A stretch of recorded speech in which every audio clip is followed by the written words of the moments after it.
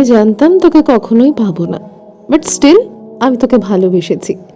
যদি কারণ জানতে চাস তাহলে বলবো না, সত্যি আমার কাছে এর কোনো উত্তর নেই। আসলে তুই কখনো আমার সাধ্যের মধ্যে ছিলি না। তুই যখন আমার সামনে তোর ভালোবাসার মানুষকে নিয়ে কথা বলতি, বিশ্বাস কর ভীষণ অভিমান হতো আমার।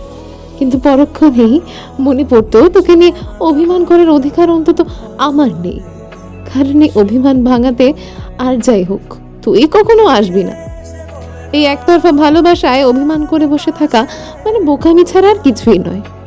তোকে কখনো জানতেই দিইনি আমার মনের কথাগুলো, কারণ আমার খুব ভয় হতো যদি তোকে সবটা বলে দিই হয়তো তুই আমায় ভুল বুঝবি, হয়তো আর কখনোই আমার সাথে কথা বলবি না, হয়তো আমার থেকে দূরে চলে যাবি। আর কে বলেছে বলতো ভালোবাসা শুধু কাছ থেকেই হয়?